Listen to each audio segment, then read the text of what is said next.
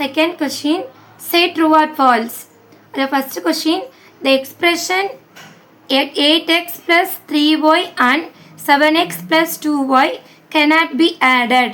அதாவது என்ன சொல்கிறாங்கன்னா, இந்த ரெண்டு அல்ஜிப்ரிக் எக்ஸ்பிரஷனையும் நம்ம என்ன பண்ண முடியாது, ஆட் பண்ண முடியாதுன்னு சொல்கிறாங்க. ஆட் பண்ண முடியுமே எப்படின்னு பாருங்கள். இங்கே 8x ப்ளஸ் 3y, நெக்ஸ்ட் என்னது 7x ப்ளஸ் 2y, இதை ஆட் பண்ண முடியாதுன்னு அவங்க சொல்கிறாங்க. பாருங்கள், சேம் வேரியபிள் தான் இருக்குது.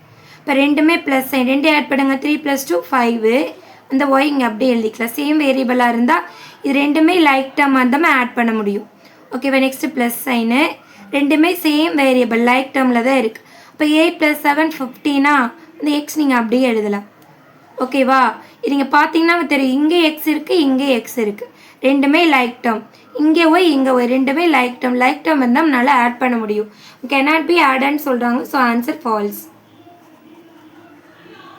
ஓகே, இப்போ செகண்ட் கொஸ்டின் பாருங்கள். If X is a natural number then X plus 1 is it's predecessor. அதாவது என்ன சொல்கிறாங்க, எக்ஸ் வந்து ஒரு நேச்சுரல் நம்பராக உங்களுக்கு தெரியும். அது எதுலேருந்து ஸ்டார்ட் ஆகும்? 1 2 3 எக்ஸெட்ரா போயிட்டே இருக்கும். இப்போ நேச்சுரல் நம்பர்னால் 1லேருந்து ஸ்டார்ட் ஆகும். அவங்க என்ன சொல்லியிருக்காங்க, எக்ஸுங்கிறது ஒரு நேச்சுரல் நம்பர்னா எக்ஸ் ப்ளஸ் 1 தான் ப்ரெடிசஸர்னு சொல்கிறாங்க. ஓகேவா?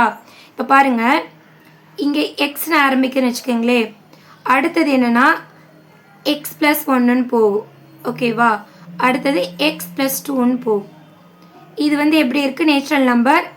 இது ஒன்று ஆட் பண்ணிகிட்டே நம்ம போகிறோம். சரியா? ஒன்று ஆட் பண்ணிகிட்டே போனோன்னா அதுக்கு பேர் சக்ஸஸர்னு சொல்வோம். ஓகேவா? இப்போ நம்ம எக்ஸோட ப்ரெடிசஸர் அப்படின்னா நம்மளுக்கு என்ன வரும்னா, இதுலேருந்து ஒன்றை மைனஸ் பண்ணணும். ப்ரெடிசஸர்னாவே என்ன பண்ணணும், ஒன்றை மைனஸ் பண்ணணும். இவங்க என்ன சொல்லியிருக்காங்க, இது வந்து எக்ஸ் ப்ளஸ் 1னா சக்ஸஸர்னு சொல்லியிருந்தா கரெக்டு. இங்கே ப்ரெடிசஸர் என்ன பண்ணணும், எக்ஸ்லேருந்து ஒன்றை மைனஸ் பண்ணணும். அப்படி என்ன வரணும், எக்ஸ் மைனஸ் 1ன்னு கொடுத்துருந்தா கரெக்ட். இங்கே எக்ஸ் ப்ளஸ் 1ன்னு கொடுத்துருக்கனால ஆன்சர் ஃபால்ஸ். ஓகேவா? எக்ஸோட ப்ரெடிசஸர்னு என்ன வரும், எக்ஸ் மைனஸ் 1.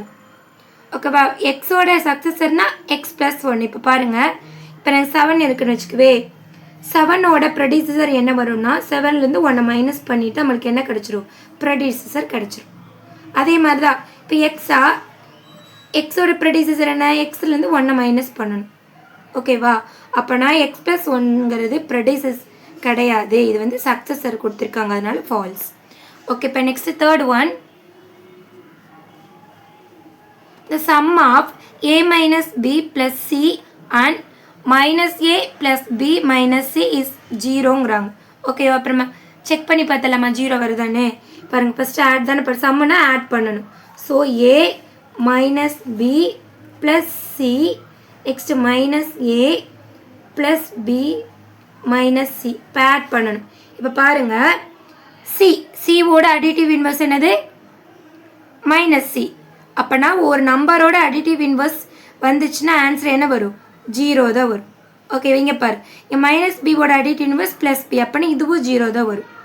இப்போ பாருங்கள், ப்ளஸ் ஏவோட அடிட்டிவ் இன்வர்ஸ் மைனஸ் ஏ, அப்போனா ஒரு நம்பரோட அடிட்டிவ் இன்வர்ஸ் சேர்த்து நம்ம ஆட் பண்ணுறப்ப ஆன்சர் என்ன வரும், 0 தான் வரும். ஸோ இங்கே சொல்லியிருக்கிறது வந்து கரெக்ட்.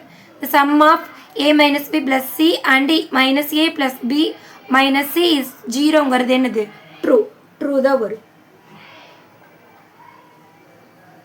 இப்போ பாருங்கள், நான் எழுதுகிறேன், இங்கே ப்ளஸ் 7 எழுதுகிறேன், அதோட அடிட்டிவ் இன்வர்ஸ் என்னது, -7.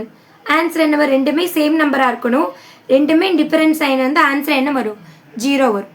ஸோ இவங்க கொடுத்துருக்கிறது கரெக்ட், ட்ரூ. ஓகே, இப்போ செகண்ட் ஒன் வந்து ட்ரூ ஆர் ஃபால்ஸ் கம்ப்ளீட் பண்ணியாச்சு.